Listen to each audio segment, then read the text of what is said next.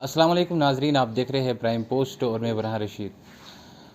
नरेंद्र मोदी की तरफ से एक पार्टी मीटिंग बुलाई गई 24 तारीख को। मीटिंग भी हुई, बैठक भी हुई और अब 7वीं तारीख को डिलिमिटेशन कमीशन जम्मू कश्मीर का दौरा करने वाली है और पहला जो है अनंतनाग का दौरा करेगी। मेरे साथ जुड़ चुके हैं अपनी पार्टी के अनंतनाग के डिस्ट्रिक्ट लीडर अब्दुल रहीम रैथर साहब, सबसे पहले खैर मकदम करना चाहेंगे। शुक्रिया आपका, बहुत बहुत शुक्रिया। सर, बात करेंगे जिस तरीके से पहले मीटिंग भी हुई, अब डिलिमिटेशन कमीशन का जो है साउथ कश्मीर का पहला दौरा रहेगा, तो इसके हवाले से पहले जानना चाहेंगे। आपने सुना होगा कि अल्ताफ़ साहब ने वहाँ मीटिंग में वज़ीर आज़म और होम मिनिस्टर को कह दिया था कि डिलिमिटेशन प्रोसेस को आप साइड में रख के इलेक्शन करा सकते हैं, लेकिन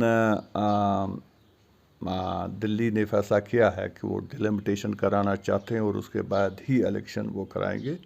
अच्छी बात है, इसमें भी कोई एतराज़ हमें नहीं है और इसी की एक कड़ी है ये जो आज डिलिमिटेशन के मेंबरान पहलगाम आ रहे हैं। श्रीनगर में भी शायद एक दिन उनका है और इसी तरह से जम्मू कश्मीर की दूसरी जगहों में भी वो जाएंगे। 7 तारीख को पहलगाम में आ रहे हैं। हमने भी अपना खाका बना दिया है और अपनी सजेशंस हम कमीशन को वहाँ पेश करेंगे। हमारा यही मौक़िफ़ है कि हक़ बजानिब जहाँ सीट बढ़ाने की ज़रूरत है बढ़ जानी चाहिए। इनको शायद एसटी कम्युनिटी को रिप्रेजेंटेशन देनी है, हम उसका भी खैर मकदम करते हैं। दोनों रीजन्स में, चाहे जम्मू है या कश्मीर है, दोनों रीजन्स को हकीकी बुनियाद पर जो बनता होगा उस हिसाब से सीटों में जो 7 सीटें डिस्ट्रीब्यूट करनी हैं, तवक्को करते हैं कि सब साफ़ सुथरा होगा, ट्रांसपेरेंट होगा। सर, बात करेंगे 24 तारीख को, जिसमें आर्टिकल 370 और 35 से मनसूखी के बाद पहली बार मीटिंग बुलाई गई। लेकिन जिस तरीके से यहाँ पे पीएचडी की पहले बात करेंगे, उनका एजेंडा यहाँ पे एक था कि सिर्फ ज़्यादा से ज़्यादा फोकस जो है वो आर्टिकल पे रहेगा, लेकिन वहाँ जाने के बाद आर्टिकल के बारे में ज़्यादा बातचीत नहीं हुई, तो इसके हवाले से सर। पहली बात यह है कि आज आपको समझ आ जाना चाहिए कि ये जो रिवायती सियासी पार्टियां और उनके लीडर यहाँ रहे हैं, उनका मौक़िफ़ वो कैसे रंग बदलते हैं वक्त के साथ साथ। जब इलेक्शन का मौका आता है तो उस टाइम उनकी बोली क्या रहती है, और जब इम्तिहान की ओर कोई घड़ी होती है तो उस टाइम भी आप देखते हैं कि कैसे करते हैं। और आपको ये जानना होगा कि हमारी पार्टी का वजूद इसमें जो बुनियादी जो हमारा मकसद है वो यही है कि हम यहाँ धोखे की सियासत से लोगों को बचाना चाहते हैं। हमने यही कहा कि हम वही बात कहेंगे जो हमें खुद, जिस पर एतमाद हो, जो हमें लगे कि वाकई तौर हम ये कर सकते हैं, उसी बात का हम दावा करते हैं। और आज आपने देखा कि दिल्ली में सबसे ज़्यादा जो बात की जम्मू कश्मीर के लोगों के हक़ में, वो शायद अपनी पार्टी की क़यादत मोहतरम अल्ताफ़ साहब ने की। और ये जो पीएचडी के आप लीडरान जिनकी आप बात करते हैं, जो यहाँ वो बातें करते थे, वहाँ आपने देखा कि उनकी वहाँ तोती ही बंद हो गई। और वहाँ से निकलने के बाद भी फिर से लोगों को ये गुमराह करने के लिए कुछ बयानात उनके आ गए, जो आपने देखा। मोहतरम आज़ाद साहब ने भी कह दिया अपने इंटरव्यू में कि अंदर क्या बात हुई और बाहर ये जो बोलते हैं ये अंदर ऐसी कुछ बात नहीं हुई। इसी तरह से आपने देखा मोहतरम बेग साहब ने भी अपने इंटरव्यू में कह दिया कि नहीं, ये जो वहाँ से निकलने के बाद जो ये लोग कहते हैं अंदर ऐसी कोई बात नहीं हुई।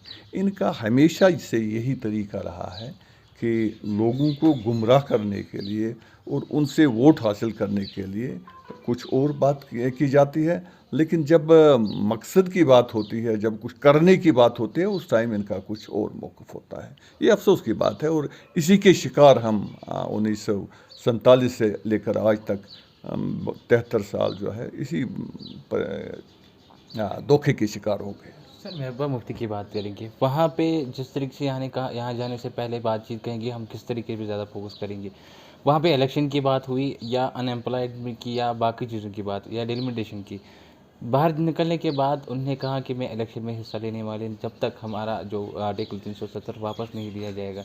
इसके हवाले से किस तरफ से बातें दर्शाती है सर? देखिए, ज़्यादा अच्छा होता कि अगर महबूबा जी अंदर प्राइम मिनिस्टर के साथ मीटिंग में उनको कह देती कि नहीं, आपको एक ही मेरी रट है कि 370 और 35 को आप बहाल कर दीजिए, लेकिन वहाँ बात ही नहीं हुई। वहाँ महबूबा जी ने जो हमने सुना, वहाँ महबूबा जी ने प्राइम मिनिस्टर की तारीफ़ की कि आपने जंगबंदी करा दी पाकिस्तान के साथ बात करके।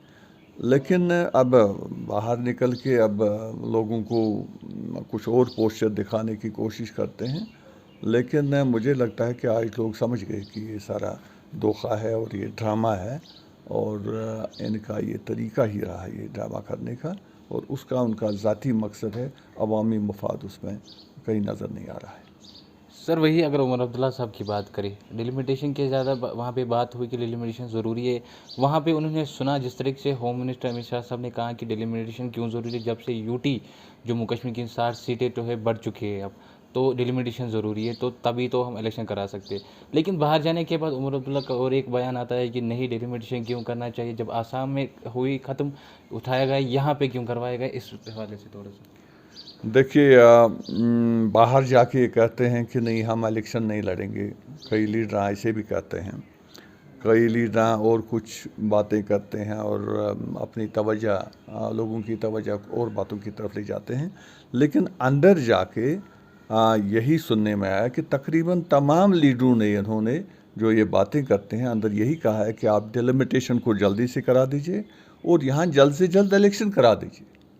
अंदर इनका मौक़िफ़ यही रहा है कि बाकी सब ठीक है, हमें किसी चीज़ में कोई एतराज़ नहीं है, हम यही चाहते हैं कि आप डिलिमिटेशन जल्दी करा दीजिए और इलेक्शन करा दीजिए। लेकिन बाहर आके ये कुछ और बोलते हैं। यही तो धोखे की सियासत है जिससे हम चाहते हैं कि लोग बचें अब।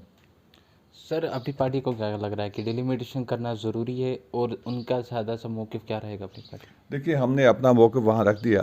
मोहतरम अल्ताफ़ साहब ने कह दिया कि डिलिमिटेशन का मियाद जो है 2026 तक ताख़िर किया गया था, मौखिर किया गया था, और यहाँ के डिलिमिटेशन को आप बालाई तक रख सकते हैं या आप नॉमिनेशन से ये 7 सीटें ले सकते हैं, आप इलेक्शन करा दीजिए।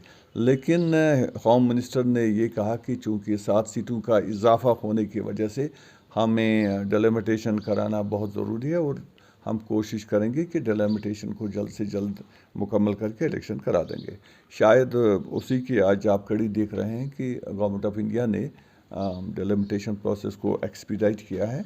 वो चाहते हैं कि जल्द से जल्द हो जाए ताकि इलेक्शन चाहे नवंबर दिसंबर में या नेक्स्ट ईयर मार्च में हो जाए। अच्छी बात है अगर डिलिमिटेशन ट्रांसपेरेंट तरीके से किया जाता है और उसके बाद इलेक्शन होंगे, हम वेलकम करते हैं।